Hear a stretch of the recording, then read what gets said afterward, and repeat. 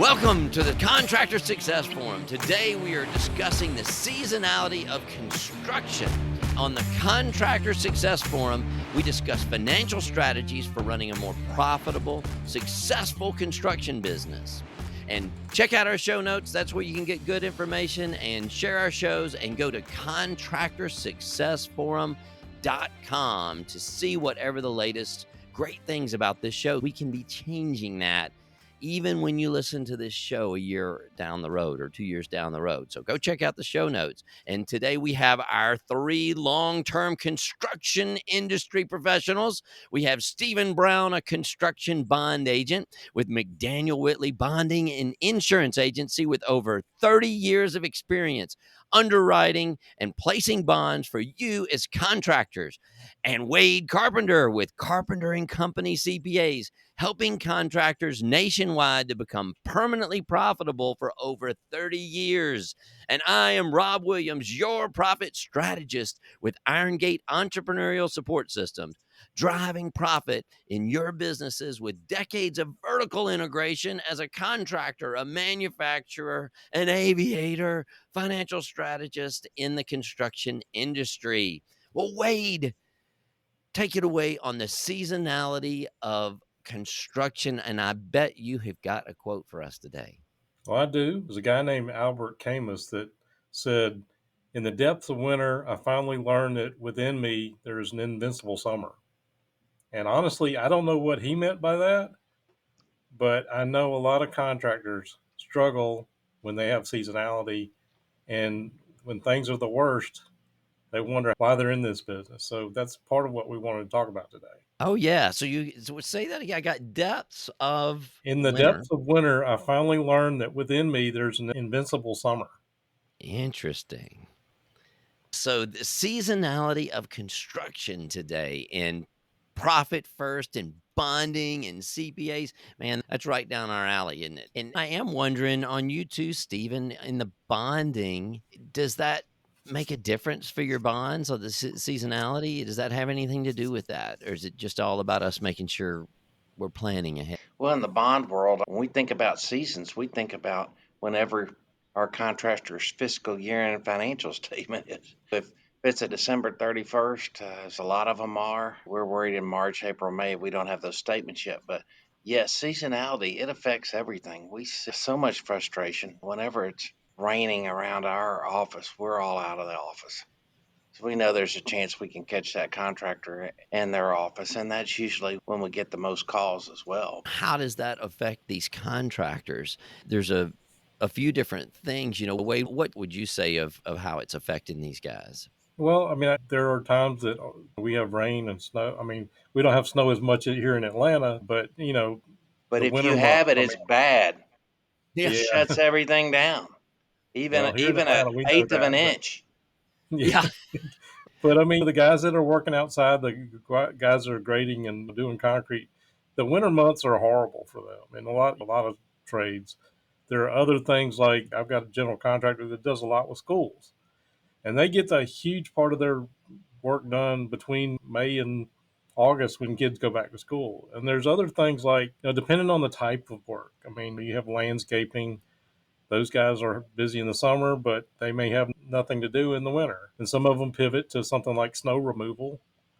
But here in Atlanta, we don't have that. Yeah. So what do those guys do? And then there's other things like people like that do multifamily, like apartments or things like that. If kids are going back to school, people are moving.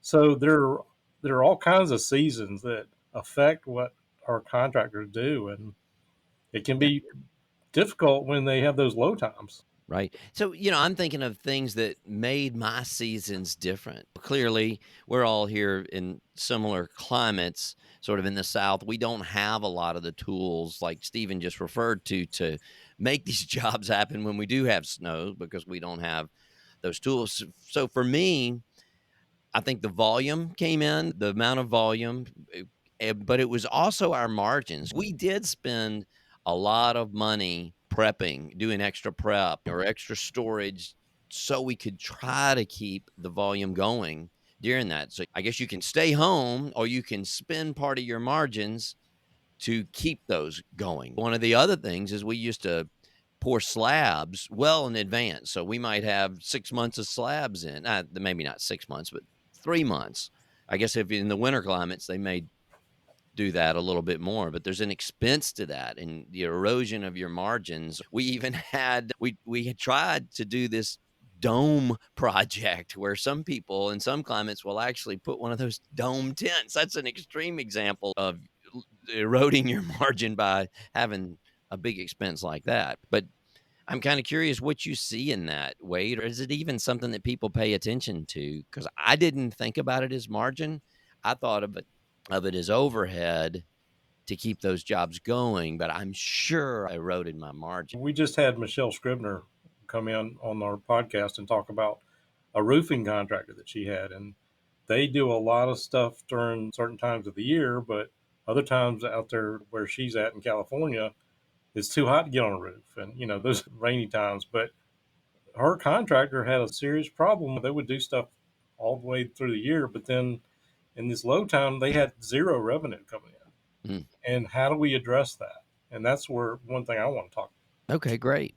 So we got the margins. It's just, I think, being aware and being careful that we do it and really thinking about doing that. Or could we shift to a different segment, like Christmas lights? I think the guy who lived next door to me, they actually own a Christmas light company too. He's got a seasonal business, so they store them in these warehouses. Then all of a sudden, out come all these giant Christmas decorations. So they get those crews working on that. So you can do that. There are overhead costs, and then there's overtime costs. Mm. You're going to have a week of rain, and you got a week before, and you got a large dirt job. You're going to be working overtime. You need to plan for that. I'll never forget once. I guess this was about 20 years ago. I came up with this product called rain insurance. I thought it was going to be great for contractors because we insured special events like Memphis in May and different festivals that if it would rain, you'd lose all your income. So I kind of developed a product for rain insurance for contractors, and I thought it was a great idea. It was a little bit pricey, but one of my buddies said, "Stephen, did you know that you get rain days on the federal contracts?"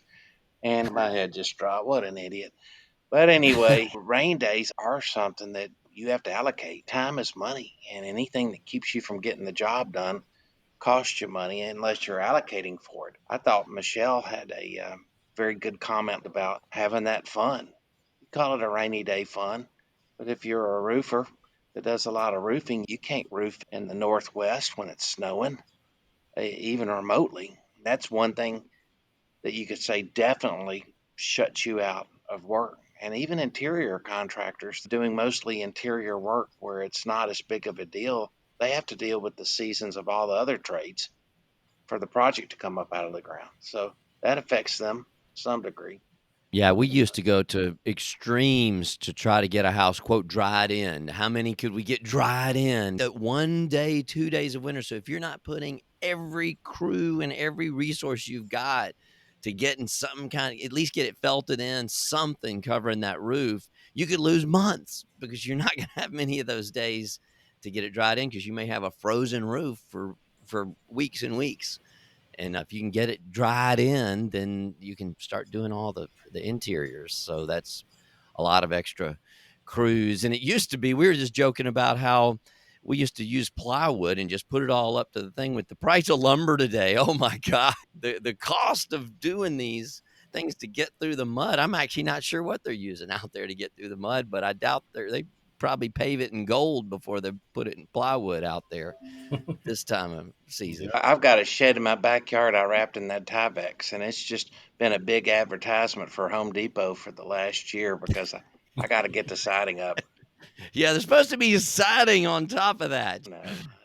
That's not supposed to last forever. Right. Hey, but you got dried in, man, and that's Yeah. the key. So we were talking about what are some of these tools? We were talking about a drip account and a vault account. Wade, do you want to talk about those? And Yeah. my I know what I see them as two different things. I'm curious if we use the same terminology. Well, we probably don't use the same terminology, but I'm thinking about Michelle's problem with a roofer that has severe shortage in revenue at certain times of the year, and you're trying to keep people employed and make sure your rent's paid and those kind of things. From a profit first standpoint, here's the simple definition of how you address it. Basically, At a minimum, if you got 3 months of overhead you got to cover, look at reasonably what you got to cover, plus paying the owner, paying your taxes. Look at what that number is. Take that number, and that should be your minimum target. And after that, you take what you expect to do for the revenue for the entire year and divide it by that minimum overhead you got to cover. So say you do $1 million a year, but you got to cover $200,000 in 3 months when you're really low. You need to take 20%. And when things are really great, set up a brand new bank account, and 20% comes in. It's nice when the cash is flowing, but you got to put that back or it's not going to be there when you need it. So let me try to talk about that too. What I'm hearing you say is look at your whole year, or if you have a couple of years to really study that. So when you're taking these percentages, if you take a percent of your real revenue after the materials and your subs, and you put that percent over there, I know when we analyze these on a quarterly basis, we're like, oh my gosh, I'm putting way too much into OPEX in the summer. It may look like your analysis is wrong, but you've really got to look at that for the year, and don't go spend that OPEX, or maybe you put it in a vault. We can get specifically how to do that. But if you're looking at the full year, you got to trust that and maybe reanalyze it to make sure you're keeping that in there. It may be a large balance in the summer because you're planning for the winter. I know there's a tendency to say, well, wait a minute, we got all this money sitting over here. Let's lower our percent that we're allocating to that. But they look at it in a really small segment. You got to look at it and get your cycle long enough.